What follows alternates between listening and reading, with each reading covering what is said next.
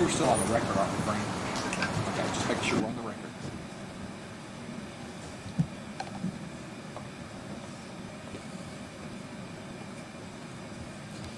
It's just a timing issue to perhaps make things a little easier.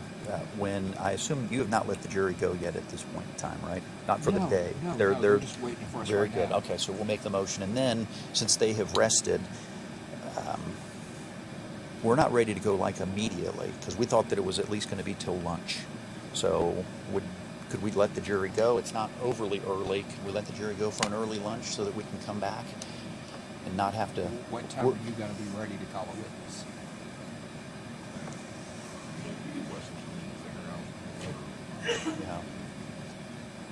Yeah. Well,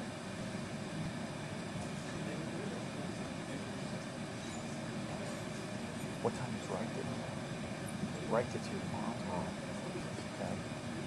So Wright tomorrow, and then we're not sure. No, we're not here. Just put Steve on today. Let us think about that. It's a little premature for me to tell you. Should we bring the jury back in? Yeah, I know. Time to come back? You're not helping me here. I'm not helping. In fact, I'm the one that brought us up here in the first place, so I know I got myself in this quandary. Let's do this if it's okay, Judge. If we could, maybe this will be obviously a 3-minute discussion here, and then have them come back at 1. How long do you anticipate your proof lasting?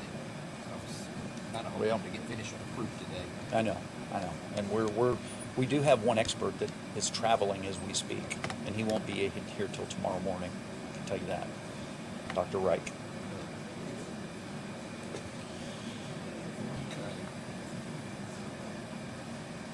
Okay. No way we can get him here today? Call him. See where he is.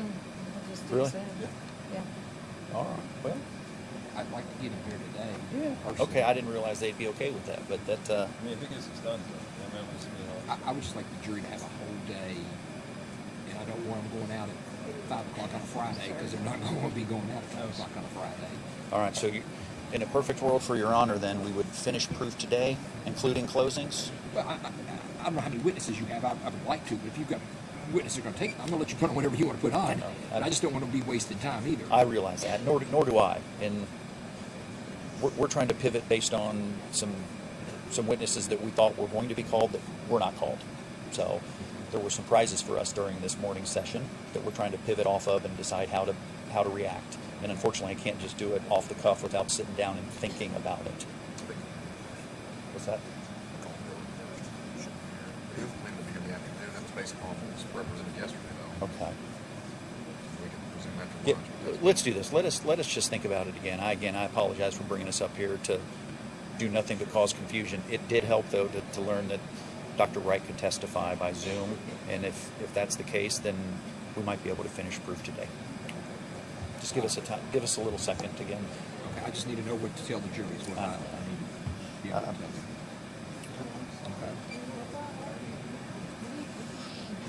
Okay, you all ready to sit down and take up these Yes, motions? sir. Okay, let's go to council table.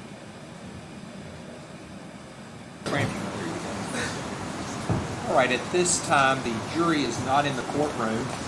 The court is going to take up any motions or matters that need to be addressed at this time. Does the defense have any motions or matters it wishes to address?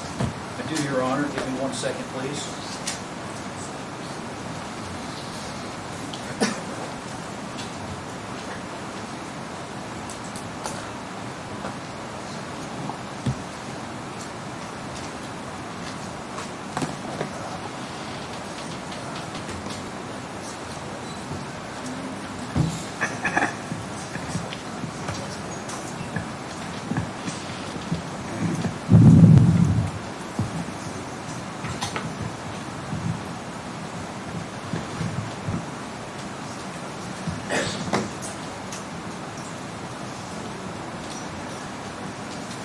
Judge, on behalf of Stephen Lawson, the defense will make the following motion.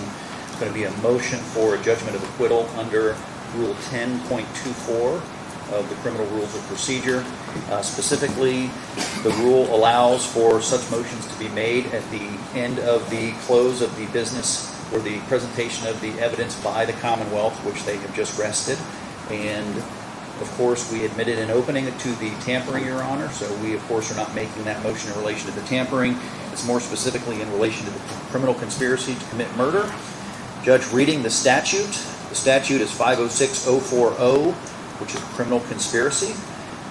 The statute reads specifically, a person having the intention of promoting or facilitating the commission of a crime is guilty of criminal conspiracy when he, A, agrees with one or more persons that at least one of them will engage in conduct constituting that crime or an attempt or solicitation to commit such a crime, or B, agrees to aid one or more persons in the planning or commission of that crime or an attempt or solicitation to commit such a crime.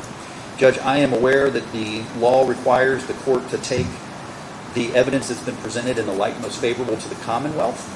I think even doing so, I don't believe that the evidence so far, at the end of the business as of today, I don't believe that evidence shows that a reasonable jury could take the light and the evidence that we have heard and conclude that Stephen Lawson is guilty of criminal conspiracy to commit murder.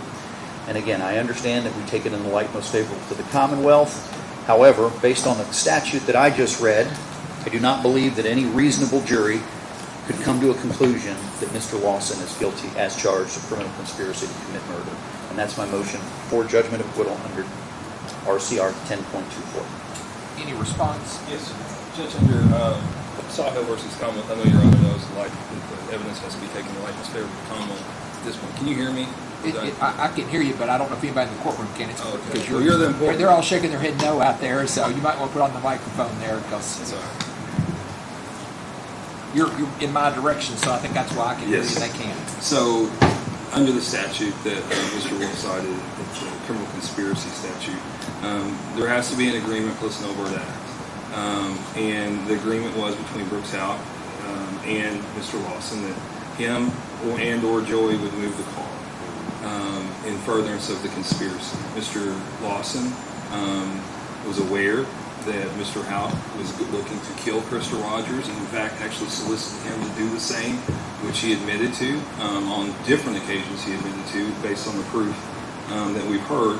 Not only that, and that moving the car was part of it. I mean, if you think about a murder and you're setting a scene for a murder, if you're wanting to set the ruse or plan a ruse that she left, which is what the story was that was given, then you need somebody to move the car. Those two admitted to moving the car. Further, you get into solicitation. When Mr. Hout inquired about Mr. Lawson killing Krista Rogers, Mr. Lawson, somewhat to his credit, said, I'm not the one that's going to do that. But he goes, you do have somebody here that will, Charlie. And he actually took it one step further and went out and talked to Charlie about it. At which point, Mr. Gurley testified and actually said he laughed about it. So I believe under the light most favorable to Commonwealth, that the case should move forward. At this stage of the proceeding, the court is required to view the evidence in a light most favorable to the Commonwealth, and based upon the proof the court has heard here today, the court is going to deny the motion for directed verdict at this time. It's my understanding we're going to bring back in the jury, and what do you want me to tell them? Judge, give me a second, please. Okay.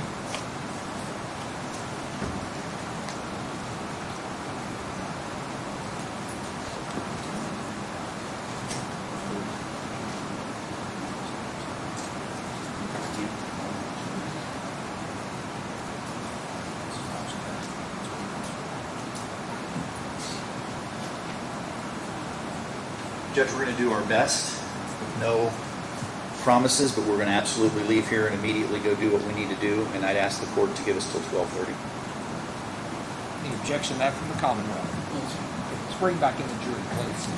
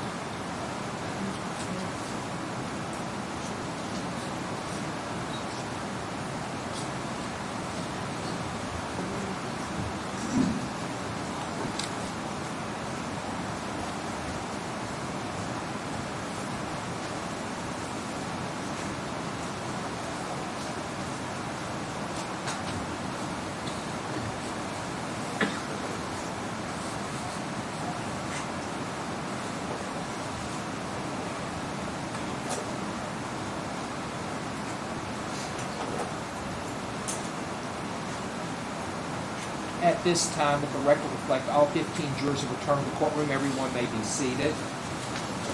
Counsel waive the call. Yes.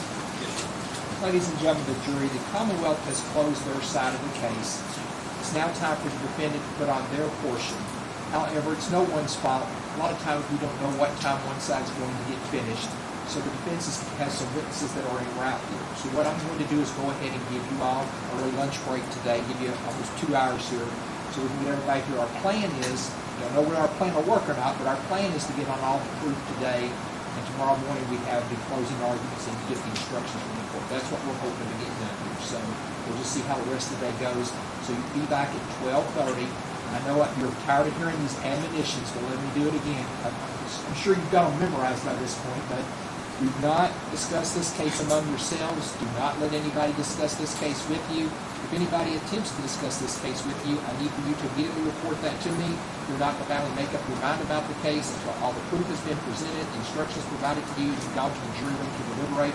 As I mentioned before, no one wants to do any type of research or watch the news or try to learn anything about the case outside this courtroom, because everything has to be based upon what we do in the courtroom. Do you all have any questions before we let you go to lunch? Get a 2-hour lunch today, so we'll see you back at 12:30.